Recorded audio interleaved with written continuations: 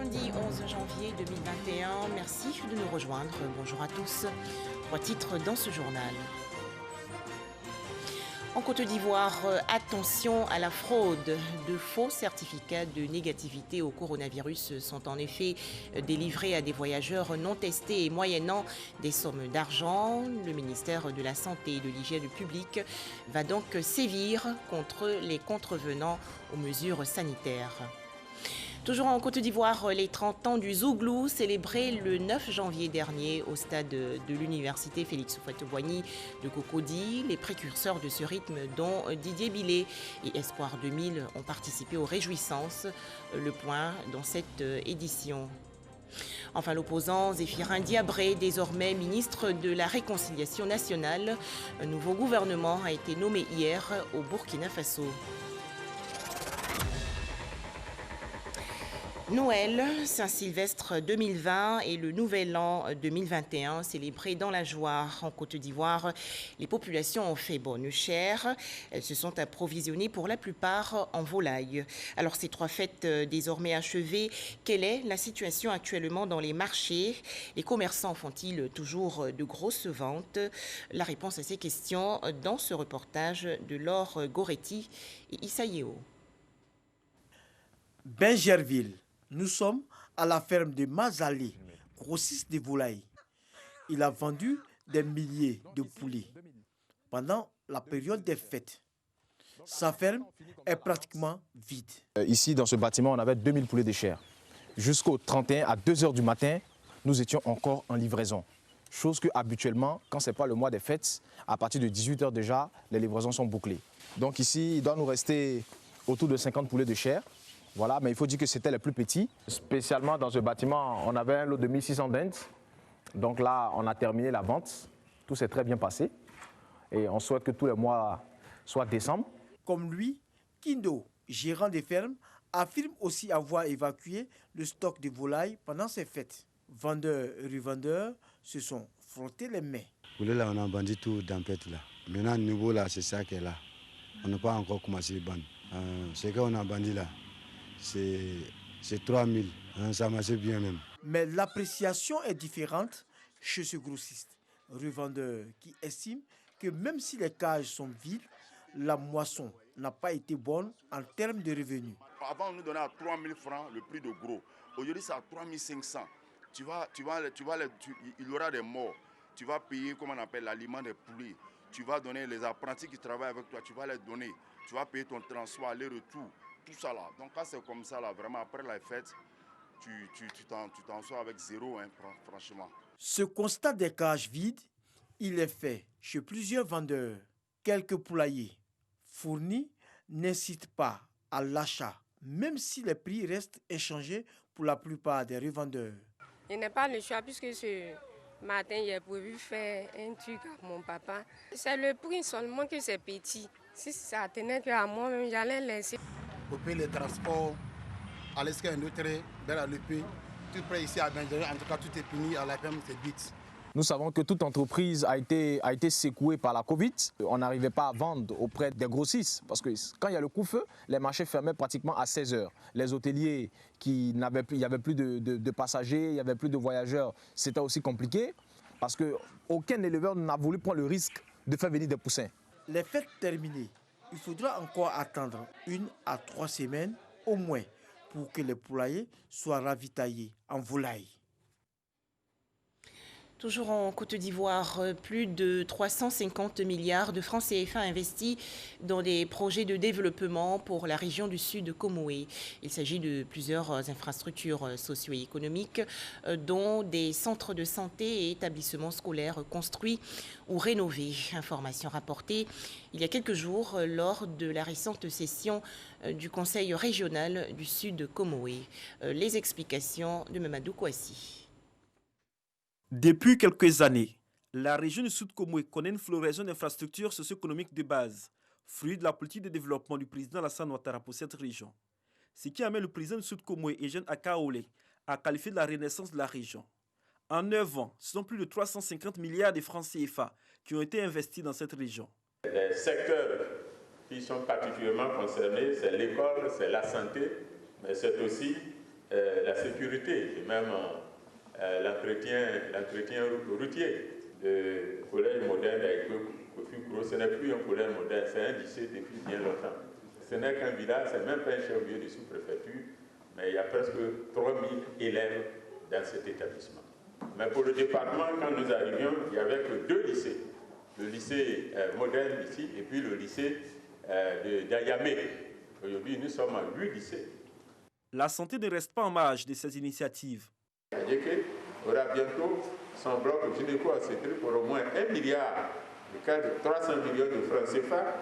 Tiapoum aura bientôt son bloc gynéco-obstétrique pour au moins 1 milliard 300 millions de francs CFA. Ayamé aura son bloc gynéco-obstétrique. Maféré aura son bloc gynéco-obstétrique. Bianois également aura son bloc Éboumois. Tout ça, c'est validé, le budget est prêt, les travaux vont commencer. À l'heure du bilan de l'année 2020, pour le compte du Conseil régional du Sud-Comoé, Eugène Akaole se dit satisfait et reconnaissant au chef de l'État, Alassane Ouattara. Vraiment, je demande pardon. Laissons tous les autres machins de côté, mais soyons habités par la reconnaissance au bienfait. Alassane Ouattara aime par ses réalisations la région. Si le taux de réalisation des infrastructures éducatives et sanitaires est satisfaisant, le Conseil régional du Sud-Comoé compte mettre l'accent sur les routes et l'insertion socio-professionnelle des jeunes. Nouvelle année 2021, la mairie de Cocody, dans le district d'Abidjan, au secours des jeunes. Cette municipalité va en effet financer leurs projets entrepreneuriaux. Les futurs bénéficiaires ont donc été invités à s'inscrire et à présenter leurs différentes activités. À noter que cette initiative des autorités municipales de Cocody a été saluée récemment par l'Union des associations de jeunesse de Cocody. Serge Collia. Monsieur le Président de la jeunesse estudiantine de Cocody. Cohésion sociale, lutte contre la Covid-19, caravane de sensibilisation. L'Union des associations de jeunesse de Cocody, UAJC, fait le bilan 2020 de ses activités. Avec le soutien de la municipalité, l'UAJC espère le financement de projets en direction des jeunes. La municipalité nous a donné des bonnes nouvelles lors du dernier conseil. Donc la jeunesse est amenée à présenter ses projets pour l'obtention des financements. Donc 2021 sera une année de financement des projets. La mairie a pour mission déjà de financer les projets, les jeunes. C'est déjà passé au budget. Je pense qu'en 2021, déjà en début d'année, on va donc faire appel à cette jeunesse. Ceux qui auront présenté un bon profil seront financés. Pour permettre à la jeunesse de rentrer dans la nouvelle année, des kits alimentaires ont été distribués par la mairie de Cocody. Ces kits ont été réceptionnés par les 50 présidents des 50 secteurs de la commune. Direction à présent Bouaké, dans la région centre du pays. La gestion efficace du budget familial au centre d'une rencontre. C'est une initiative de l'amicale des anciennes du lycée moderne des jeunes filles de Bouaké. Objectif, instruire les membres de cette association sur la bonne organisation des charges de la maison familiale. Les précisions de Charles Tatou de RTI Bouaké. Janvier, mois le plus difficile pour les travailleurs et fonctionnaires, parce que très souvent, après les fêtes de fin d'année, certains chefs de famille, épuisés par les dépenses des célébrations, éprouvent des difficultés pour terminer le mois. Ils sont obligés de prendre des prêts dénommés avance sur salaire. D'autres, par contre, se rabattent sur le voisinage et des amis. Des situations donc déplorables et déshonorantes. Pour faire éviter pareille situation à leurs familles respectives, les anciennes du lycée moderne Jeunes Filles de Bouaké se sont retrouvées. Au centre des travaux de cette rencontre, la question du budget familial. Au sein de la famille, il faut que nous soyons un modèle, notamment dans la gestion de la famille, au plan social, au plan culturel, au niveau de l'éducation, donc aussi dans la gestion du budget. L'objectif recherché à travers ce module, c'est qu'on puisse arriver à un niveau où nos dépenses essentielles puisse être dans l'ordre de 60% de notre revenu, notre épargne dans l'ordre de 20%, et le reste, c'est pour les imprévus et les dépenses de loisirs. Donc il est impératif que nous épargnons avant de commencer à consommer. Nous sommes dans une société de consommation. Si on ne se fixe pas des limites, il sera très difficile de s'en sortir. L'amicale des anciennes du lycée moderne, jeunes filles de Bouaké, entend initier d'autres rencontres pour un renforcement des capacités de ses membres. Des vivres et non-vivres d'une valeur de 5 millions de francs CFA offerts récemment aux veuves membres de l'organisation non gouvernementale Petraroc, un don de la présidente fondatrice de cette ONG. C'était lors d'une cérémonie dans la commune de Yopougon. Franck Kouadio. 5 millions de francs CFA. C'est le montant des vivres et non-vivres destinés à ces veuves venus des 4 coins de la Côte d'Ivoire. C'est un don d'Esther Pietaou, présidente fondatrice de l'ONG Petraroc, pour donner de l'espoir à ces centaines de veuves vulnérables qui ont effectué le déplacement de la locodrome de Yopougon-Niango. Moi, j'ai pris le Seigneur Dieu, que tous ceux qui vont attendre cette voie, la voie là, on doit l'aider. On doit l'aider pour nous soutenir, parce que vraiment, la bénédiction que Dieu a réservée pour les veuves, là, à laquelle elles se tuent pour nous, là, que ces personnes-là aussi viennent l'aider. Je ne pourrais pas pleurer aujourd'hui, même si je pleure pour la joie. Mais ce n'est pas pour la tristesse. Donc je lui dis merci. Je dis merci à tout le monde. Je dis merci à ceux qui l'aident. Et puis elle m'aide. En offrant entre autres vivres et électroménagers, l'ONG Petraroc réaffirme son engagement auprès des veuves et des orphelins, de quoi épouser les aspirations du ministère de la Femme, de la Famille et de l'Enfant. J'ai constaté que c'est une ONG qui a pour cible les cibles du ministère, à savoir les femmes, les veuves et les orphelins. Donc c'est une ONG que nous encourageons et que nous voulons accompagner. Je dis merci beaucoup à Madame le ministre Liramata et je lance encore un appel aux personnes qui ont la main sur le cœur de venir soutenir l'ONG Petraroc parce qu'aujourd'hui nous payons aussi la formation des orphelins.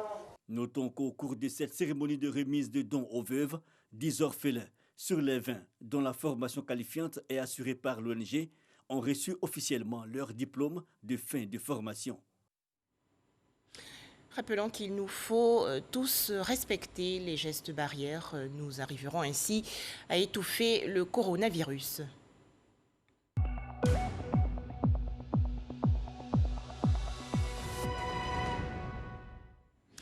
À noter que la Côte d'Ivoire fait toujours la guerre au coronavirus. Le ministère de la Santé et de l'Hygiène publique a malheureusement enregistré hier 268 nouveaux cas de Covid-19. Le pays compte actuellement 23 750 cas confirmés de coronavirus, 22 570 personnes guéries, 139 décès et 1041 cas actifs.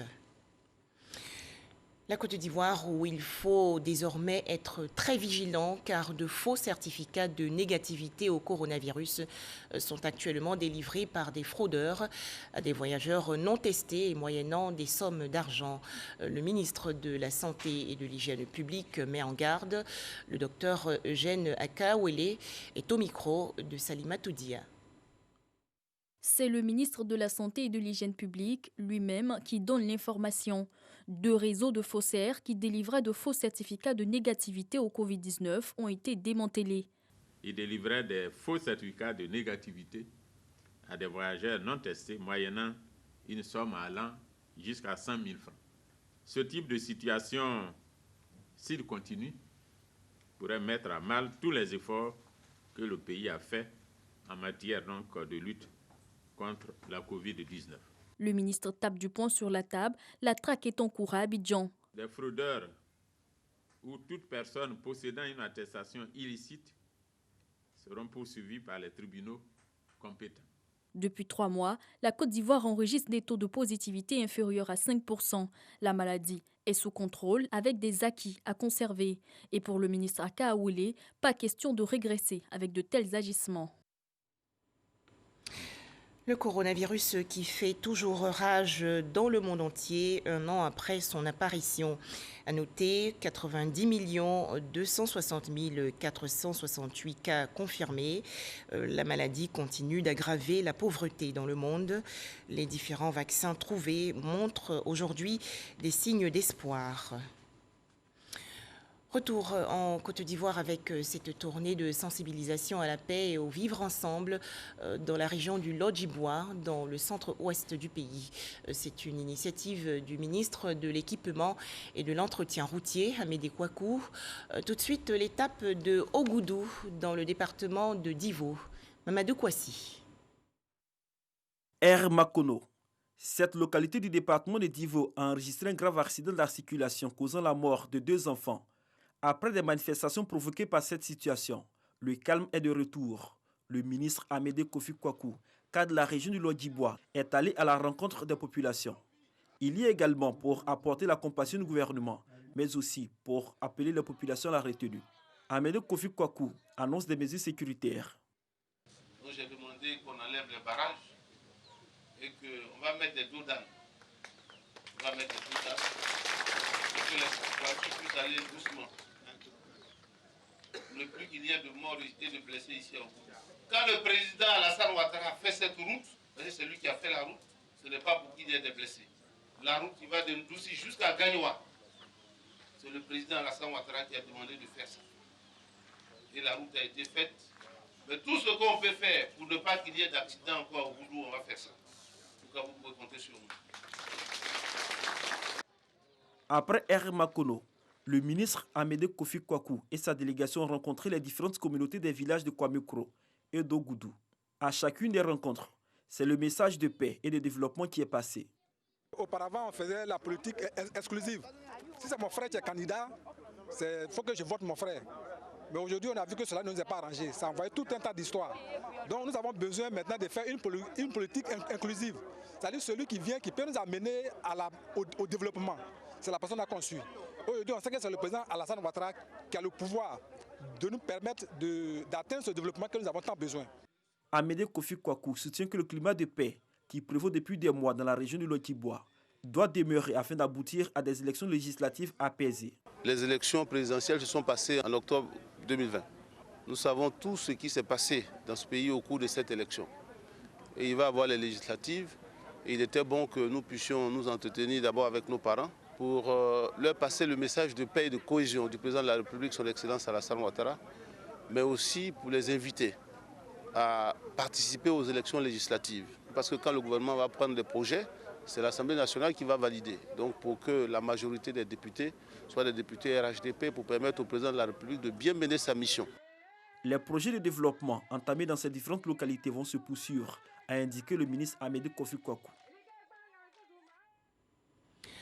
Les populations de la région du Sud Comoé également invitées à cultiver la paix et le vivre ensemble. Le ministre de la Santé et de l'Hygiène publique, le docteur Eugène Akawele, également coordonnateur régional du Rassemblement des Oufouettistes pour la démocratie et la paix, a rencontré récemment les jeunes de Maféré, Aboisseau et Afienou. Retrouvons Mamadou Kouassi. Pour cette première rencontre de l'année 2021, ils étaient une quarantaine, tous imams de grandes mosquées dans la région du Sud-Komoué. Ces guides religieux connus par les chers Adja Sanogo sont venus parler de paix et de cohésion sociale avec le ministre Eugène Akaole, président de la région. Ces imams des départements de Grand Bassam, d'Adiaké, de Tiapoum et d'Aboisseau ont signifié au ministre Eugène Akaole de leur volonté à participer à la construction d'une nation apaisée. Ils veulent aussi œuvrer pour l'union des fils et filles du Sud-Komoué. Le ministre s'est battu auprès des hommes de Dieu pour le maintien de la paix pendant les campagnes électorales. Et il nous a soutenus. Il était avec nous, il a toujours demandé des bénédictions pour le maintien de la paix dans la région Sud-Komoué. Le ministre Eugène Akaole s'est réjoui de la démarche des imams du Sud-Komoué. En plus des efforts consentis au quotidien, le président de la région Sud-Komoué exhorte les imams à prôner davantage le message de paix et de cohésion. Des messages qui, selon lui, pourront accompagner le développement du Sud-Komoué. Nous vivons des moments extraordinaires en ce moment que nous qualifions de renaissance pour le Sud Comoé en termes de développement. Depuis quelque temps, notre région est l'objet d'attention particulière de la part de son Excellence le Président de la République, Alassane Ouattara. Mais tout ceci s'est fait grâce aux bénédictions de nos imams. Mais merci surtout pour le fait que nous avons réussi ensemble dans cette région à maintenir cette région dans la paix. Cette rencontre a permis d'adresser des prières à Allah pour la fin de la maladie à coronavirus et aussi pour la paix définitive en Côte d'Ivoire. Une journée de prière pour consolider la cohésion et la paix dans la région du Gontougo, dans le nord-est du pays. C'est une initiative des guides religieux, chefs traditionnels et jeunes. Les détails dans ce reportage de Herman Niamia. Guides religieux, chefs traditionnels et jeunes du Zanzan, réunis dans un même espace pour prier pour la paix et la cohésion dans la région du Gontougo et en Côte d'Ivoire. Dénommée Retour ancestral, cette journée de prière est initiée par les jeunes Brons pour qui la cohésion et la fraternité ne doivent jamais quitter cette région afin de préserver la paix. Que cette action soit pérennisée, que ce ne soit pas une action d'un moment, mais que ça soit pérennisé, que ce soit de longue haleine, pour que nous puissions vivre ensemble. Sans la paix, on ne peut pas vivre. Sans la paix, pas de cohésion.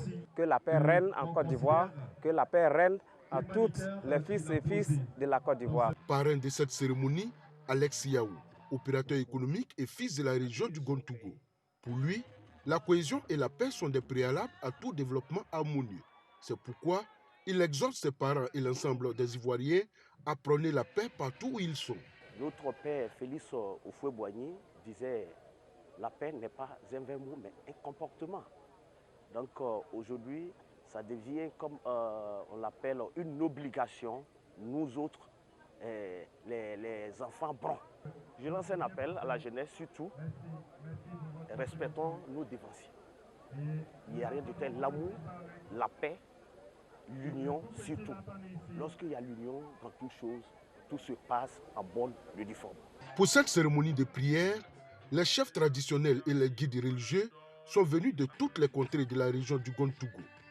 Tous se sont engagés à multiplier ce genre de rencontres dans leurs différentes localités afin que la cohésion et la paix ne soient une vue de l'esprit, mais plutôt une réalité tangible dans les Zanzan. Des prières pour célébrer les 47 années de vie sacerdotale du révérend Luc Yesso-Bessin à l'église Ariste de la commune de Yopougon. Les détails, Jean Djadji. Le prédicateur supérieur Luc Bessin Yesso totalise 47 années de vie sacerdotale. Un engagement au service de Dieu et de l'église Ariste, célébré par les fidèles chrétiens de la dite communauté de Yopougon-Afrassi.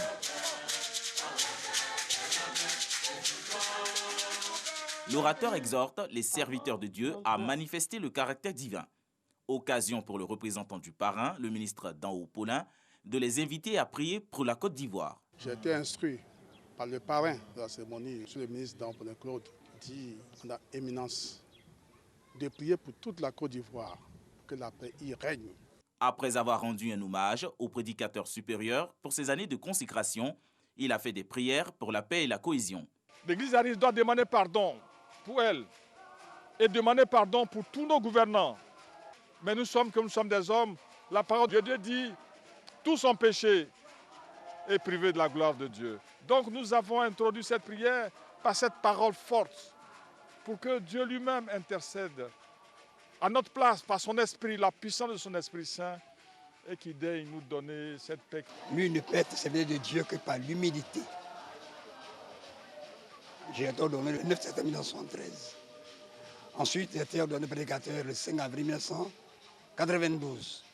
Et depuis là, je me sens vraiment heureux. La célébration du 80e anniversaire et des 47 années de vie pastorale de Luc Bessin Yesso a été marquée également par la remise d'un véhicule de service à l'homme de Dieu. Un don du ministre des Sports, Alain Paulin Danho.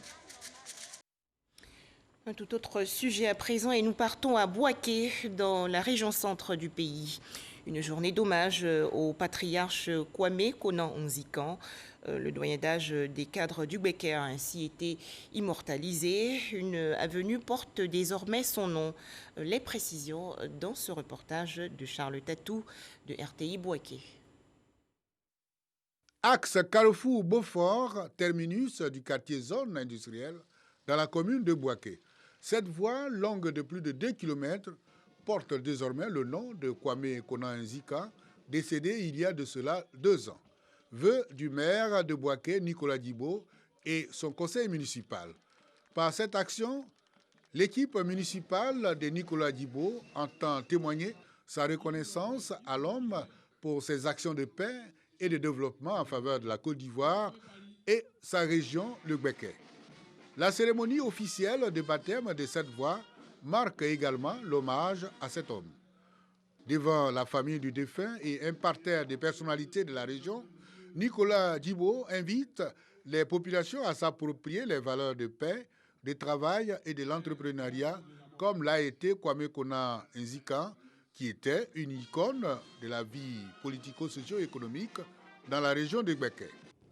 C'est justement pour graver dans le marbre toutes ces valeurs de notre regretté, de sorte qu'ils servent de modèle pour les générations actuelles et futures, et qu'ils restent éternellement inscrits dans la mémoire collective de notre cité. Plusieurs témoignages ont également retracé la vie de l'illustre disparu. Il nous a inspiré à tous le courage, l'abnégation au travail. Le doyen Kwame Konan Nzikan, qui a apporté non seulement à la Côte d'Ivoire, mais à notre région. Pour les valeurs incarnées par l'homme, il mérite cet hommage. Une reconnaissance saluée par la famille du défunt. Que pouvons-nous dire encore face à ce geste fort, remarquable et de grande portée? Prières, chants et danses ont meublé la journée d'hommage. Culture, le zouglou, genre musical dit philosophique, à 30 ans. Et pour marquer cet anniversaire, un grand concert a été organisé le 9 janvier dernier au stade de l'université Félix Houphouët-Boigny de Cocody. Les précurseurs de ce rythme, dont Didier Billet et Espoir 2000, étaient tous réunis. Le point, Issa Yeo.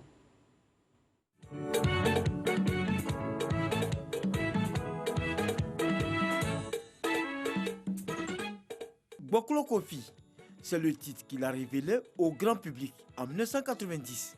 Billet Didier, c'est de lui qu'il s'agit, à porter haut les couleurs du zouglou au sein de la musique ivoirienne et même au-delà des frontières du pays.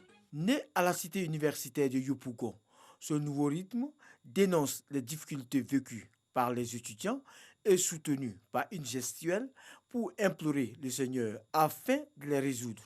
C'est cette musique qui a aujourd'hui 30 ans.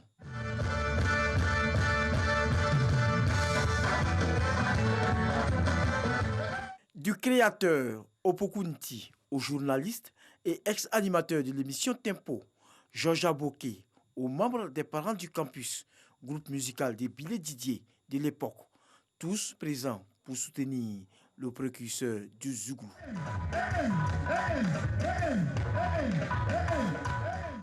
On a rencontré en 1990 nos amis du campus Ambiance, à commencer par Billet Didier. Je me suis dit, c'est ça qui va faire la musique ivoirienne parce que ça n'appartient à aucun groupe ethnique de Côte d'Ivoire. Avec toute l'éclosion de toute ce qu'on appelle la nouvelle génération et les anciens qui vivent encore, le phénomène, la graine a été bien plantée. Autre attraction, Aïbébou et photocopie. L'un, compagnon de scène de l'artiste, et l'autre, admirateur depuis l'enfance du chanteur.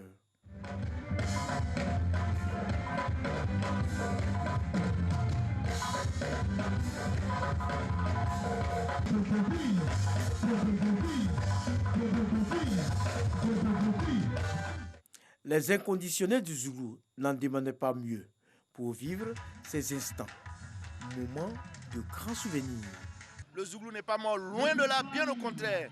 Il a cet été été réinspiré, réinventé, redit autrement, mais le Zoulou vit toujours et vivra encore pendant longtemps. Une pirogue en guise de cadeau offert par Célestin Kouala. un inconditionnel des Zouglous et un gâteau ont permis de célébrer les 30 ans de carrière de Bidé Didier. La fête s'est poursuivie jusque tard avec d'autres artistes, dont Lago Paulin.